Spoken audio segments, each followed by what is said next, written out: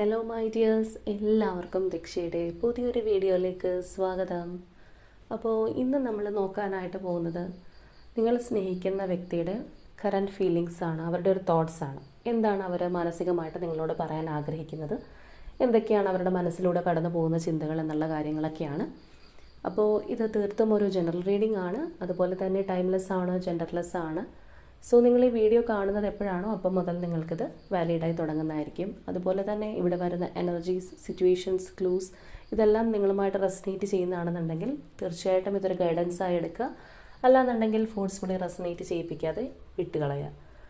അപ്പോൾ ഈ ഒരു റീഡിംഗ് കാണുന്ന സമയത്ത് നിങ്ങളുടെ പേഴ്സണെ മനസ്സിലേക്ക് കൊണ്ടുവരിക, അവരെക്കുറിച്ച് വളരെ പോസിറ്റീവായി ആലോചിച്ചുകൊണ്ട് ഈ ഒരു റീഡിങ്ങുമായിട്ട് കണക്റ്റ് ആവുക. അപ്പോൾ നമുക്ക് വീഡിയോയിലേക്ക് പോവാം. അപ്പോൾ നമുക്ക് ഇന്നത്തെ സ്പ്രെഡിലേക്ക് വരാം.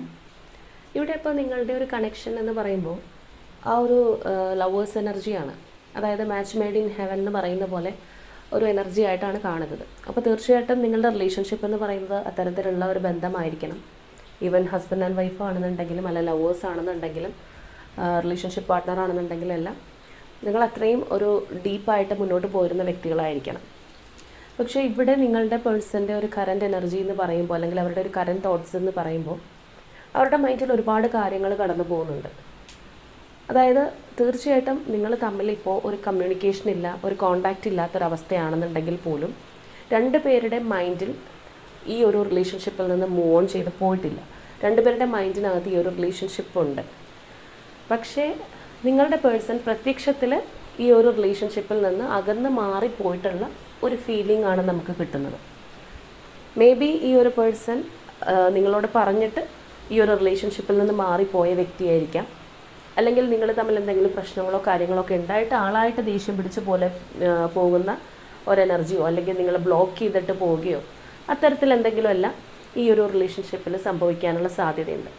പക്ഷെ അങ്ങനെ ദേഷ്യപ്പെട്ട് മാറി നിൽക്കുന്ന ഒരു പേഴ്സൺ ആണെന്നുണ്ടെങ്കിൽ പോലും ആ ഒരു വ്യക്തിയുടെ മനസ്സിൽ തീർച്ചയായിട്ടും ഈ ഒരു റിലേഷൻഷിപ്പ് ഉണ്ട്. മാനസികമായിട്ട് അവർ ഈ ഒരു ബന്ധത്തിൽ നിന്ന് പിന്മാറിയിട്ടില്ല. അതായത് മൈൻഡിൽ നിങ്ങളെക്കുറിച്ച് അത്രയേറെ ചിന്തിക്കുന്ന ഒരു പേഴ്സൺ തന്നെയാണ്. അതുപോലെ തന്നെ ഈ ഒരു ബന്ധത്തിൽ നല്ല രീതിയിലുള്ള ട്രസ്റ്റ് ഇഷ്യൂസ് കടന്നുകൂടിയിട്ടുണ്ട്. മേ ബി നിങ്ങൾക്ക് ഈ ഒരു പേഴ്സണോട് ഏതെങ്കിലും തരത്തിലുള്ള ഒരു ട്രസ്റ്റ് ഇഷ്യൂ ഉണ്ടാവാനുള്ള സാധ്യതയുണ്ട്. അതിനേക്കാൾ ഉപരിയായിട്ട് നിങ്ങളുടെ പേഴ്സണ് എന്തൊക്കെയോ കാര്യങ്ങളിൽ നിങ്ങളൊരു സംശയമുണ്ട്, അല്ലെങ്കിൽ ചില കാര്യങ്ങളിൽ അവർ വളരെ പോസിറ്റീവായിട്ട് കരുതുന്നില്ല എന്നുള്ളതാണ്.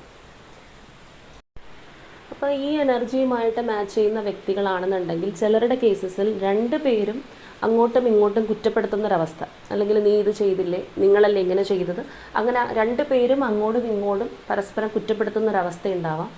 അല്ലാന്നുണ്ടെങ്കിൽ ഒരാളായിരിക്കാം കൂടുതലായിട്ട് മറ്റേ വ്യക്തിയെ സംശയിക്കുകയും അല്ലെങ്കിൽ ആ ഒരു റിലേഷൻഷിപ്പ് ബ്രേക്ക് ചെയ്യാനുള്ള കാരണം, അല്ലെങ്കിൽ അത് നഷ്ടപ്പെട്ടു പോകാനുള്ള കാരണം ഓപ്പോസിറ്റ് നിൽക്കുന്ന ആളാണെന്നുള്ള ആ ഒരു ഫീലിങ്ങിലേക്ക് വരുന്നത്. അപ്പോൾ എങ്ങനെയാണെന്നുണ്ടെങ്കിലും ഇവിടെ ഈ ഒരു പേഴ്സണെ നിങ്ങളെക്കുറിച്ച് ചിന്തിക്കുമ്പോൾ ഒരുപാട് സ്നേഹമുണ്ട്, നിങ്ങളെ മിസ് ചെയ്യുന്നുണ്ട് ഈ ഒരു പേഴ്സണെ. പക്ഷേ മിസ് ചെയ്തിട്ടും ഇവർ നിങ്ങളുടെ നോ കോൺടാക്റ്റിലൊക്കെ ഇരിക്കുകയാണെന്നുണ്ടെങ്കിൽ നിങ്ങളിലേക്ക് വരാൻ കൂട്ടാക്കാത്തതിൻ്റെ കാരണം ഇവർക്ക് ചില ക്ലാരിറ്റി ഈ ഒരു റിലേഷൻഷിപ്പിനെ കുറിച്ച് കിട്ടാനായിട്ടുണ്ട്. അതായത് മാനസികമായിട്ട് അവർ ചില കാര്യങ്ങളിൽ തൃപ്തരായിട്ടിരിക്കുന്ന പേഴ്സൺ അല്ല.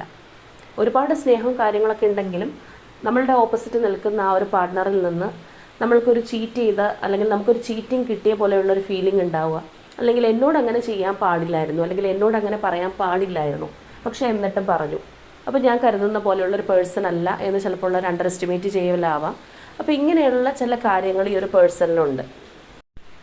അപ്പോൾ ഇവരെ പോലെ തന്നെ നിങ്ങളുടെ എനർജി എന്ന് പറയുമ്പോൾ നിങ്ങളും ഒരുപാട് താണു വീണ് ഈ ഒരു പേഴ്സൻ്റെ പുറകെ പോകുന്നുണ്ടാവില്ല. ചിലപ്പോൾ നിങ്ങൾ തമ്മിൽ എന്തൊക്കെ ഇഷ്യൂസ് ഉണ്ടെന്ന് പറഞ്ഞു കഴിഞ്ഞാലും മേ ബി ഫസ്റ്റ് ടൈം നിങ്ങൾ എന്തെങ്കിലുമൊക്കെ ഇതിന് വേണ്ടിയിട്ടുള്ള നിങ്ങളുടെ ഭാഗത്ത് തെറ്റില്ലെന്നോ അല്ലെങ്കിൽ എന്തെങ്കിലും ന്യായീകരണമൊക്കെ നിങ്ങൾ കൊടുത്തിട്ടുണ്ടാവാം. പക്ഷേ എങ്കിൽ പോലും ഇപ്പം നിങ്ങൾ അത്രത്തോളം ഈ ഒരു റിലേഷൻഷിപ്പിന് വേണ്ടി പ്രത്യക്ഷത്തിൽ ഒന്നും ചെയ്യുന്നതായിട്ട് കാണുന്നില്ല. അതായത് കൂടുതലായിട്ട് പ്രശ്നം പറഞ്ഞ് തീർക്കാനോ പരിഹരിക്കാനോ ഒന്നും നടക്കുന്നില്ല. വേണമെങ്കിൽ ഇങ്ങോട്ട് വരട്ടെ, ഇനി ഞാനായിട്ട് അങ്ങോട്ട് പോവില്ല എന്നുള്ളൊരു എനർജിയിലാണ് നിങ്ങൾ നിൽക്കുന്നത്. അപ്പോൾ ഇങ്ങനെയുള്ള ഈ ഒരു എനർജി കാരണം തന്നെ ഈ ഒരു പേഴ്സണ് മാനസികമായിട്ട് ചില ബുദ്ധിമുട്ടുകളുണ്ട്. മേ ബി നേരത്തെ എല്ലാം നിങ്ങൾ തമ്മിൽ എന്തെങ്കിലും ഇഷ്യൂസ് ഉണ്ടാകുമ്പോൾ ചിലപ്പോൾ നിങ്ങളായിരിക്കാം മുൻകൈ എടുത്ത് അങ്ങോട്ട് ചെല്ലുന്നത്, കോംപ്രമൈസ് ചെയ്യാനായിട്ട് പോകുന്നത്. അല്ലാന്നുണ്ടെങ്കിൽ നിങ്ങൾക്ക് എന്തെങ്കിലും ഒരു തെറ്റ് പറ്റി എന്ന് പറയുമ്പോൾ നിങ്ങളത് അക്സെപ്റ്റ് ചെയ്ത് ചിലപ്പോൾ സോറി പറയുന്നുണ്ടാവാം. പക്ഷേ ഇപ്പം നിങ്ങൾ ആ ഒരു രീതിയിൽ നിൽക്കുന്നില്ല, നിങ്ങൾ തീർത്തും മാറി നിൽക്കുകയാണ്. നിങ്ങൾക്കും കുറച്ച് നിലയും വിലയൊക്കെ ഉണ്ട്, ഞാൻ അങ്ങോട്ട് പോയി അധികം നാണം കെടാനൊന്നും ഇല്ല എന്ന് പറഞ്ഞ് നിങ്ങൾ നിൽക്കുകയാണ്. അപ്പോൾ ഈ ഒരു ആറ്റിറ്റ്യൂഡ് എന്ന് പറയുന്നത് ഇതും ഈ ഒരു പേഴ്സണെ മാനസികമായിട്ട് ചൊടിപ്പിക്കുന്നുണ്ട്. അപ്പോൾ കറൻ്റ്ലി നിങ്ങളുടെ പേഴ്സണോട് ഇപ്പോഴും നിങ്ങൾ പോയിട്ട് ഒരുപാട് കെഞ്ചിക്കുകയാണ് പറയുക, അല്ലെങ്കിൽ എന്നെ ഉപേക്ഷിക്കല്ലേ എന്ന് പറയുക, എനിക്ക് മെസ്സേജ് അയക്കണേ എന്ന് പറയുക, അങ്ങനെയൊക്കെ റിക്വസ്റ്റ് ചെയ്യുന്ന വ്യക്തികളാണെന്നുണ്ടെങ്കിൽ നിങ്ങളുടെ എനർജിയുമായിട്ട് മാച്ച് ചെയ്യുന്ന ഒരു റീഡിംഗ് അല്ല ഇത്. കാരണം നിങ്ങളും അത്യാവശ്യം ഗൗരവത്തിൽ തന്നെ ഇരിക്കുകയാണ്, നിങ്ങൾക്കും കുറച്ച് ഈഗോയും കാര്യങ്ങളൊക്കെ ഉള്ളതായിട്ട് തന്നെയാണ് നമുക്ക് ഈ ഒരു റീഡിങ്ങിനകത്ത് കാണുന്നത്. അപ്പോൾ കുറച്ചും എന്താ പറയുന്നത്, കുറച്ച് സെൽഫ് ലവ് ഒക്കെ ചെയ്ത് ആ ഒരു രീതിയിൽ മുന്നോട്ട് പോകുന്ന ഒരു എനർജിയാണ്. അപ്പോൾ അങ്ങനെയുള്ളവർക്കായിരിക്കും ഇത് കൂടുതൽ മാച്ചിങ് ആവുക. അപ്പോൾ സത്യാവസ്ഥ പറയുകയാണെന്നുണ്ടെങ്കിൽ അകന്ന് നിൽക്കുകയാണ്, പരസ്പരം കോണ്ടാക്റ്റ് ഇല്ല, അല്ലെങ്കിൽ രണ്ടുപേരും പുറന്നിരിഞ്ഞ് നിൽക്കുകയാണെന്നുണ്ടെങ്കിൽ പോലും മാനസികമായിട്ട് നിങ്ങൾക്ക് രണ്ടുപേർക്കും ഒരുപാട് സ്നേഹമുണ്ട്, എന്നാൽ പല കാര്യത്തിലും അങ്ങോട്ടും ഇങ്ങോട്ടും കുറ്റപ്പെടുത്തുന്നുമുണ്ട്. അതാണ് രണ്ടുപേരുടെയും ആറ്റിറ്റ്യൂഡ്. തീർച്ചയായിട്ടും നിങ്ങളാണെന്നുണ്ടെങ്കിലും ഈ ഒരു പേഴ്സൺ എന്തൊക്കെയോ നിങ്ങളോട് ചെയ്തു, ചിലപ്പോൾ നിങ്ങളെയാണ് അവർ ചീറ്റ് ചെയ്തതായിട്ട് സംശയിക്കുന്നതെങ്കിൽ എന്നാൽ എന്നെ അങ്ങനെ സംശയിക്കാമോ, ഞാൻ അങ്ങനെ ചെയ്യുന്നത് നിങ്ങൾ ചിന്തിക്കുന്നത് ശരിയാണോ എന്നുള്ളതായിരിക്കാം നിങ്ങളുടെ ഒരു ആറ്റിറ്റ്യൂഡ്.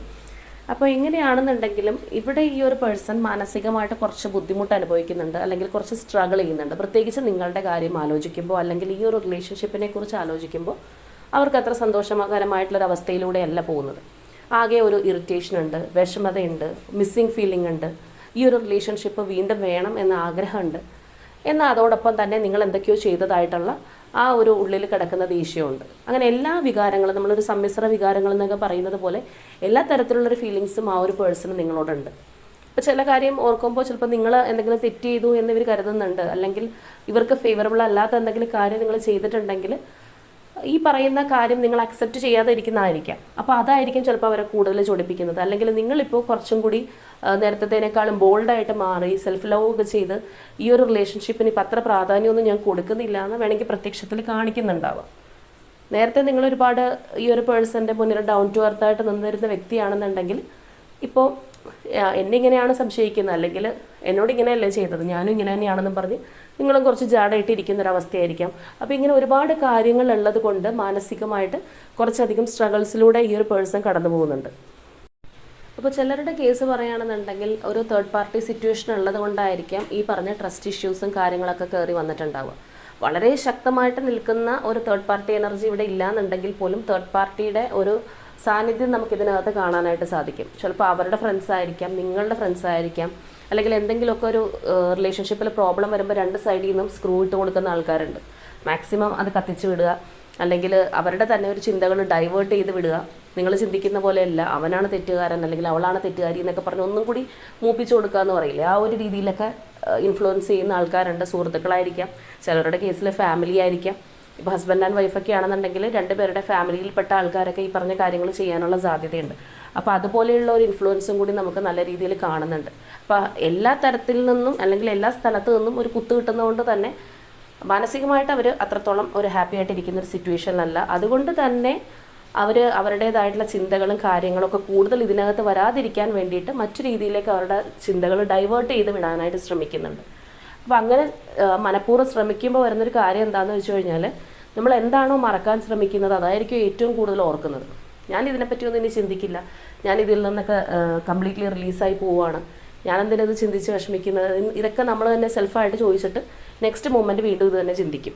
കാരണം ഓവറായിട്ട് ഇത് നമുക്ക് ചിന്തിക്കാതിരിക്കാൻ കഴിയുന്നില്ല. അങ്ങനെയാണ് നമ്മളുടെ ഒരു മൈൻഡ് സെറ്റ് ആ ഒരു സമയത്ത് ഉണ്ടാവുക. പ്രത്യേകിച്ച് മനസ്സ് വളരെയധികം അസ്വസ്ഥമായിട്ടിരിക്കുകയാണെന്നുണ്ടെങ്കിൽ ഒരു സമാധാനവും കിട്ടാത്തൊരവസ്ഥ വരാം. അപ്പോൾ അതുപോലെ തന്നെയാണ് ഈ ഒരു പേഴ്സൺ. അവർ നിങ്ങളുടെ ഈ ഒരു റിലേഷൻഷിപ്പിൽ നിന്നും അല്ലെങ്കിൽ നിങ്ങളിൽ നിന്നും അവരുടെ ഒരു മൈൻഡ് കംപ്ലീറ്റ്ലി മാറ്റി വെക്കാനായിട്ട് ശ്രമിക്കുന്നുണ്ട്, ഇതിലേക്ക് കൂടുതൽ ഫോക്കസ് കൊടുക്കാതിരിക്കാൻ. അതിൻ്റെ ഒരു കാര്യം എന്ന് പറയുന്നത് അവർക്ക് കൂടുതൽ വിഷമിക്കാനായിട്ട് കഴിയില്ല. പക്ഷേ എങ്കിൽ പോലും പലപ്പോഴും ഇത് തന്നെ ചിന്തിച്ചുകൊണ്ടിരിക്കുന്നു. അവരുടെ വർക്കിനിടയിലായിരിക്കാം, അല്ലെങ്കിൽ മറ്റെന്തെങ്കിലും പ്രവൃത്തിയുടെ ഇടയിലായിരിക്കാം. അപ്പോഴൊക്കെ ഇത് തന്നെ അവരുടെ മൈൻഡിനകത്ത് കയറി വരുന്നു എന്നുള്ളതാണ്. അപ്പോൾ ചിലപ്പോൾ അവർക്ക് മാത്രമായിരിക്കണം എന്നില്ല, നിങ്ങളും ഈ ഒരു പറഞ്ഞ പാറ്റേണിലായിരിക്കാം പോയിക്കൊണ്ടിരിക്കുന്നത്. ഇപ്പോൾ നിങ്ങളുടെ റിലേഷൻഷിപ്പിനിടയിൽ കോമൺ ഫ്രണ്ട്സോ കാര്യങ്ങളോ ഒക്കെ ഉണ്ടെന്നുണ്ടെങ്കിൽ അവരോടും നിങ്ങൾ ഈ ഒരു വൈബിലായിരിക്കാം പറയുന്നത്, ഇല്ല ഞാൻ പഴയതുപോലെ ഇതിനകത്ത് കംപ്ലീറ്റ്ലി സറണ്ടർ ആയിട്ടിരിക്കുന്നൊന്നുമില്ല, ഞാൻ മാറി തുടങ്ങി, ഇനി വേണമെങ്കിൽ ഇങ്ങോട്ട് വരട്ടെ, ഞാനായിട്ട് അങ്ങോട്ട് പോകാൻ പോകുന്നില്ല എന്നൊക്കെ ആയിരിക്കാം നിങ്ങളും പറയുന്നത്. പക്ഷെ പലപ്പോഴും പുറമേ അങ്ങനെയാണെന്നുണ്ടെങ്കിൽ പോലും മാനസികമായിട്ട് നിങ്ങളുടെ ഉള്ളിലും ഈ ഒരു പേഴ്സണെ കുറിച്ചുള്ള ചിന്തകളും അല്ലെങ്കിൽ ഈ ഒരു റിലേഷൻഷിപ്പിൻ്റെ ഭാവിയെക്കുറിച്ച് ഓർത്ത് നിങ്ങളുമൊക്കെ കുറച്ച് മാനസികമായിട്ട് ബുദ്ധിമുട്ടുന്നുണ്ടാവാം. പക്ഷേ അത് എക്സ്പ്രസ് ചെയ്യുന്നുണ്ടാവില്ല. അതായത് മനസ്സുകൊണ്ട് അത്രത്തോളം ഹാപ്പി അല്ലെന്നുണ്ടെങ്കിൽ പോലും ചുറ്റുമുള്ളവരുടെ മുന്നിൽ മാക്സിമം ഹാപ്പിയാണ് എന്ന് കാണിക്കാനായിട്ട് ശ്രമിക്കുക. അപ്പോൾ ഈ ഒരു പേഴ്സണെയും നിങ്ങൾ ഏതെങ്കിലും തരത്തിൽ വാച്ച് ചെയ്യുന്നുണ്ട് അല്ലെങ്കിൽ അറിയാൻ ശ്രമിക്കുന്നുണ്ടെങ്കിൽ അവരും വളരെ ഹാപ്പിയാണെന്ന് കാണിക്കാനായിരിക്കാം ശ്രമിക്കുന്നത്. അല്ലെങ്കിൽ സ്റ്റേറ്റസ് ഒക്കെ ആണെന്നുണ്ടെങ്കിൽ വളരെ സന്തോഷത്തോടു കൂടി നിൽക്കുന്നു, എനിക്ക് യാതൊരു പ്രശ്നമില്ല, ഞാൻ നല്ല രീതിയിൽ പോവാണ് എന്നൊക്കെ കാണിക്കാനായിട്ട് രണ്ടുപേരും അങ്ങോട്ടും ഇങ്ങോട്ടും ശ്രമിക്കുന്നുണ്ടാവാം. അപ്പോൾ ഇവിടെ ഈ ഒരു പേഴ്സൺ ആണെന്നുണ്ടെങ്കിൽ ഞാൻ നേരത്തെ പറഞ്ഞതുപോലെ അവരുടെ ഒരു ശ്രദ്ധ അവർ പല രീതിയിൽ അല്ലെങ്കിൽ പല കാര്യങ്ങളിലേക്ക് തിരിച്ചുവിടാനാണ് ശ്രമിക്കുന്നത്. അപ്പോൾ അങ്ങനെ ഡൈവേർട്ട് ചെയ്യാൻ ശ്രമിക്കുമ്പോൾ ചിലപ്പോൾ പുതിയ ഫ്രണ്ട്സ് ഈ പേഴ്സൻ്റെ ലൈഫിലേക്ക് കയറി വന്നെന്ന് വരാം, അല്ലെങ്കിൽ അവരുടെ ഫ്രണ്ട്സിൻ്റെ അടുത്ത് തന്നെ കൂടുതൽ ടൈം സ്പെൻഡ് ചെയ്യാനുള്ള സാധ്യതയുണ്ട്. അതല്ല എന്തെങ്കിലും തരത്തിലുള്ള ഒരു ഡ്രിങ്കിങ് ഹാബിറ്റൊക്കെ ഉള്ള ഒരു പേഴ്സണാണ്, ചിലപ്പോൾ നിങ്ങളായിരിക്കാം ഈ ഒരു പേഴ്സണോട് അങ്ങനെയുള്ളൊരു ഹാബിറ്റിലേക്ക് പോകരുതെന്നൊക്കെ പറഞ്ഞൊന്ന് കൺട്രോൾ ചെയ്ത് നിർത്തിയതെങ്കിൽ എന്നാൽ ഞാൻ അങ്ങനെ വാക്ക് കൊടുത്തല്ല, എന്നാൽ ഞാൻ ഇനിയും അങ്ങനെ ചെയ്യും എന്നുള്ള ആ ഒരു രീതിയിൽ ചിലപ്പോൾ ആ ഒരു വെള്ളോടി കാര്യങ്ങളിലേക്കൊക്കെ പോകാനുള്ള സാധ്യതയുണ്ട്. അതുപോലെ തന്നെ വേറെ ചിലരാണെന്നുണ്ടെങ്കിൽ ചിലപ്പോൾ അവരുടെ ഒരു കരിയറിലേക്കായിരിക്കും കൂടുതലൊരു ഫോക്കസ് കൊടുക്കുന്നത്. അതായത് മെറ്റീരിയലിസ്റ്റിക് ആയിട്ടുള്ള കാര്യങ്ങൾ സമ്പാദിക്കണം, എനിക്ക് ഒന്ന് എല്ലാവരുടെയും മുൻപിൽ തല ഉയർത്തി നിൽക്കണം, പ്രത്യേകിച്ച് നിങ്ങളുടെ മുൻപിൽ ഒന്നും കൂടി അവരുടെ ഒരു സ്റ്റാൻഡേർഡ് ഓഫ് ലിവിങ് ഒന്നും കൂടി ഉയർത്തണം എന്നുള്ളൊരു ആഗ്രഹം കൊണ്ടായിരിക്കും. അപ്പോൾ അങ്ങനെ പല കാര്യങ്ങളിലേക്ക് അവരുടെ ഒരു ഫോക്കസ് മാറ്റി വിടുന്നുണ്ട്. പക്ഷെ എന്തൊക്കെ ചെയ്തിട്ട് മനസ്സിനൊരു സ്വസ്ഥത കിട്ടുന്നില്ല എന്നുള്ളതാണ്. അപ്പോൾ അതിൻ്റെ ഒരു റീസൺ എന്ന് പറയുന്നത് നിങ്ങൾ തമ്മിൽ പല പോരായ്മകളും കാര്യങ്ങളും ഉണ്ടെന്നുണ്ടെങ്കിൽ പോലും ആ ഒരു ലവേഴ്സ് എനർജിയാണ്, അത്രത്തോളം നിങ്ങൾ തമ്മിൽ ഡീപ്ലി ബോണ്ടഡ് ആയിട്ടുള്ള പേഴ്സൺസ് ആണ്. പക്ഷേ ഈ പറഞ്ഞതുപോലെ ഈഗോ ആയിരിക്കാം, അല്ലെങ്കിൽ നിങ്ങൾക്കിടയിൽ വരുന്ന തേർഡ് പാർട്ടി സിറ്റുവേഷൻസ് പോലെ ഉണ്ടാകുന്ന മിസ്അണ്ടർസ്റ്റാൻഡിങ്സ് ആയിരിക്കാം, രണ്ടുപേരും അങ്ങോട്ടും ഇങ്ങോട്ടും വിട്ടുകൊടുക്കാത്ത നേച്ചർ ഉള്ളത് കൊണ്ടായിരിക്കാം ഒരുപാട് പ്രശ്നങ്ങൾ നിങ്ങൾക്കിടയിൽ ഉണ്ടാകുന്നത്. അപ്പോൾ കറന്റ് ഈ ഒരു പേഴ്സൻ്റെ മാനസികാവസ്ഥ ഇത്തരത്തിലാണ്. നിങ്ങളോട് ഒരുപാട് സ്നേഹമുണ്ട്, എന്നാൽ അതുപോലെ തന്നെ ചില കാര്യങ്ങളൊരു വാശിയുണ്ട്, ആ ഒരു രീതിയിൽ പോയിക്കൊണ്ടിരിക്കുന്ന ഒരു വ്യക്തിയാണ്. അപ്പോൾ ഞാൻ നേരത്തെ പറഞ്ഞതുപോലെ തേർഡ് പാർട്ടി എനർജി ആയിട്ട് കുറച്ച് മൂപ്പിച്ച് കൊടുക്കാൻ പറ്റിയ ആൾക്കാരും കൂടി ചുറ്റും ഉണ്ടെങ്കിൽ പിന്നെ പറയാൻ വേണ്ട. അപ്പോൾ നിങ്ങൾക്ക് ചിലപ്പോൾ അറിയാമായിരിക്കും അങ്ങനെയുള്ള തേർഡ് പാർട്ടി സിറ്റുവേഷൻസ് നിങ്ങളുടെ റിലേഷൻഷിപ്പിനിടയിലുണ്ടോ, അല്ലെങ്കിൽ നിങ്ങളുടെ വഴക്ക് കുറച്ചും കൂടി ഗുരുതരമാക്കി എടുക്കുന്ന ആൾക്കാർ നിങ്ങൾക്കിടയിലുണ്ടോ എന്നുള്ളത് ഈ ഒരു സിറ്റുവേഷനുമായിട്ട് മാച്ച് ചെയ്യുന്ന ആൾക്കാർക്ക് അറിയാൻ സാധിക്കും. അപ്പോൾ നിങ്ങളായിട്ട് ഈ ഒരു പേഴ്സണെ വേദനിപ്പിച്ചു, അല്ലെങ്കിൽ അവരോട് ചെയ്യാൻ പാടില്ലാത്ത ചില കാര്യങ്ങൾ ചെയ്തു, അല്ലെങ്കിൽ അവരെ മോശപ്പെടുത്തുന്ന കാര്യങ്ങൾ ചെയ്തു എന്നായിരിക്കാം. അപ്പോൾ അതിൻ്റെ ഒരു എക്സാക്റ്റ് റീസൺ എന്താണെന്നുള്ളത് നമുക്കിവിടെ വന്നിട്ടില്ല. എങ്കിൽ പോലും അവരങ്ങനെയാണ് ചിന്തിക്കുന്നത്. ചിലപ്പോൾ അവരുടെ വെറും ഒരു തോന്നലോ അല്ലെങ്കിൽ തെറ്റിദ്ധാരണയോ മാത്രമായിരിക്കാം. അല്ലെങ്കിൽ ചിലപ്പോൾ നിങ്ങളുടെ റിലേഷൻഷിപ്പിനകത്ത് വാവിട്ട് നിങ്ങൾ എന്തെങ്കിലും പറഞ്ഞു പോവുകയോ അല്ലെങ്കിൽ ഈ ഒരു ബന്ധത്തിന് ദോഷം ചെയ്യുന്ന തരത്തിൽ മറ്റാരോടെങ്കിലും സംസാരിക്കുകയൊക്കെ ചെയ്തിട്ടുണ്ടാവാം.